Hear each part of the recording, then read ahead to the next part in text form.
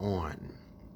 So we're back and we're thanking our client Nikas for still hanging out with us. It's getting a little later now. We did go to the show and saw a beautiful musical theater, and we're back now and want to kind of just talk about a few more things. I've learned a lot from Nikas. I have to say this tonight.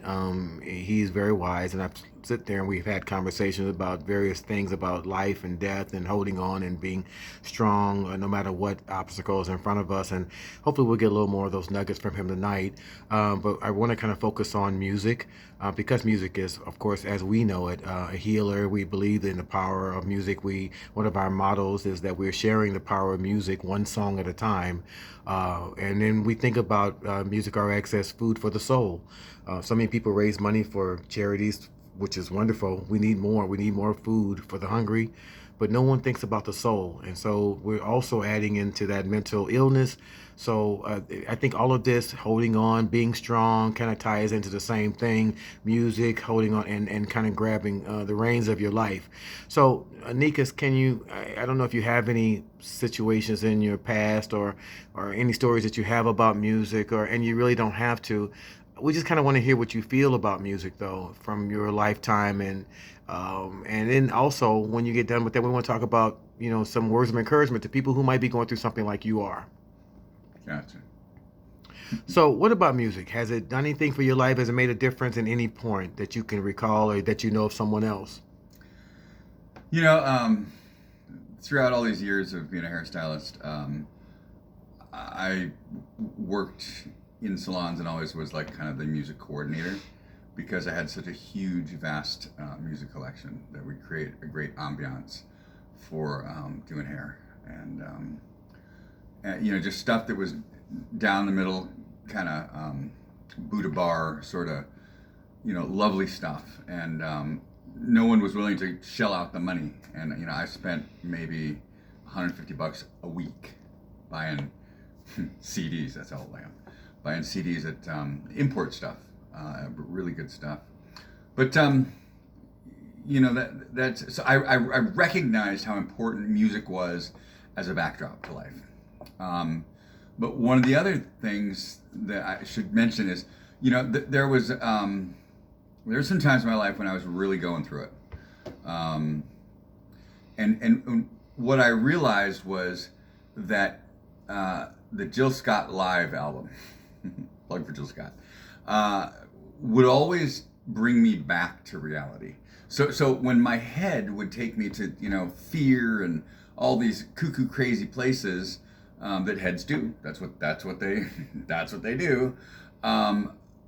Jill Scott Live, I could listen to that and I would just sing. And by the time that CD was done, all the crazy in my head was quiet. There was no more crazy. There was just what is, And I've realized that that's kind of been the beginning of a journey to where I got to the place where there's not much noise upstairs anymore. There's not much. The noise is usually conflict. I'm not okay with something. So my thoughts, ideas, and beliefs that should be different than the way that it is. As I've sort of spiritually matured and as I've just gotten older, you recognize that, whatever you can point at, that's the truth. If this thinks that should be different, well, that's the crazy. Right? So that's the cuckoo crazy. And I realized early on the Jill Scott album really just helped me get out of my head. Staying out of my head now these days is just the most yummiest, juiciest thing there is because, who wants to be led around by the nose by your fears? Right. And there are a lot of people that are, and they don't realize it. So what do you do to steer from that? I mean, forgetting just the ideal of music, how do you zoom in on reality yourself? I mean, you're facing a situation that most people would not be able to. I'm sitting here in awe of you, looking at you, and I can't even see that you wouldn't be here with us, and I can't even imagine that. You're so full of life. I'm even afraid to ask you questions about it. So as we talk, we talked a little earlier. I'm finding it hard to find the words to say to you. So, but what I want to say is that we love you and that we salute you. But I want you to also say to those, we have people out there who are not brave like you, who can't talk about this, and they're dying too. We have clients who are calling us and they only have a year left, or they have 2 years left, or they don't know. It could be any moment for them. And they'll never be able to do what you're doing. And so we have to say that this is a very unique thing.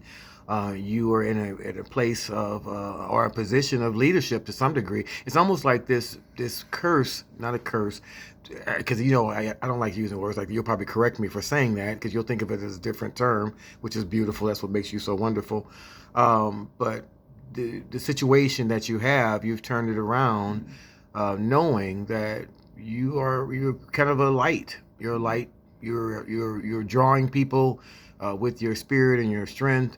I don't know where it comes from. Maybe you can help me.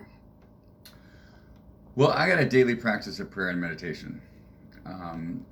It's not a long meditation. It was at one point, but now I just say my morning prayer, and which is just an ask of God to show me the truth, whether it be out there or up here, and to keep me in moment-to-moment consciousness, to keep me right here, where I have the ability to see if this thing is trying to drag me out to cuckoo land. And when it is, then I just go, oh yeah, that's right, I'm right here. So, but life has been a journey to get to this point. I worked in hospice in 2009. And what I saw was some people were fearful, scared, angry that this was happening to them, death. And some people were such beautiful beings that were so grateful that you came to volunteer there, and they're just so appreciative.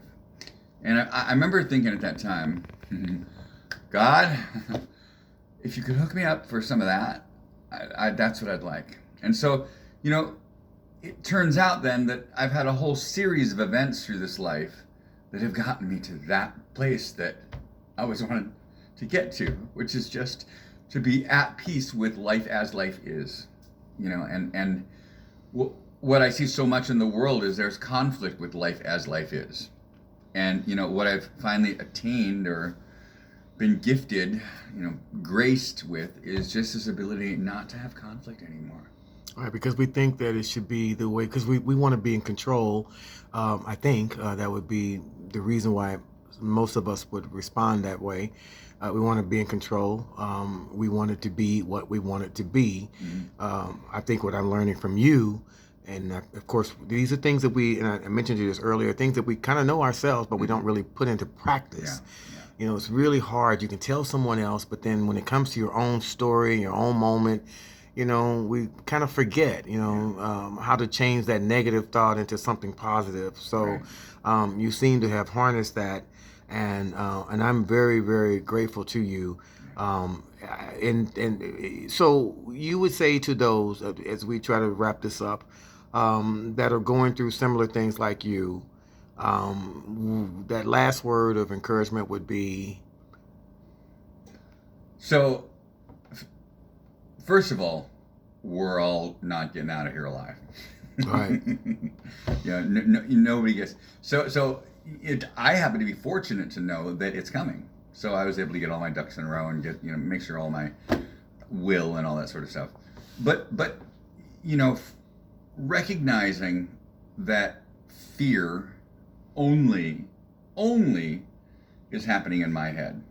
I could be really fearful about something, and you could be sitting across the table from me, and it's not true for you because you're not having that thought. And so what I've come to believe is that, or come to understand, is that all the thoughts in my head, can they be verified as true? And there's a wonderful exercise. A woman, Byron Katie, is it true? Well, yeah, it's. I'm thinking it.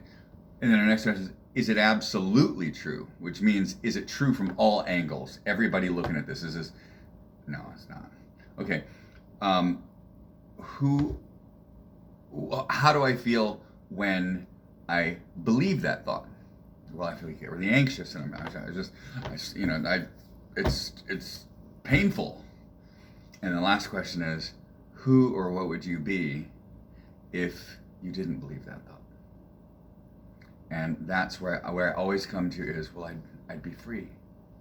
I'd be free from the crazy in my head. So, and this is years of literally working and praying and asking for this freedom. And, it's something that, you can't wait until the end times. It's something you got to start living your whole life, knowing that you're going to die, knowing that happiness can always elude you if you are always somewhere else. Right? Oh, it's going to take that to make me happy. It's going to that, But it's taken a whole life of work to get to this point where there's just a naturally occurring freedom. So, I would encourage everyone to get some sort of a daily practice, spiritual practice. Whatever your spiritual denominations or interests go by. I consider myself more Buddhist-y, where prayer isn't really necessarily, but what I pray for is to actually see the truth, Right. and not the crazy in my head. So. Right. Yeah. That's very good to know. Well, listen, we thank you for sharing that with us. And we'll be thinking positive thoughts for you. And we're just going to just believe that no matter what, I don't care what doctors say, that we just think things can change. So, why give up on that thought? I'm going to hold on to it. Can I interject something real quick? Yes.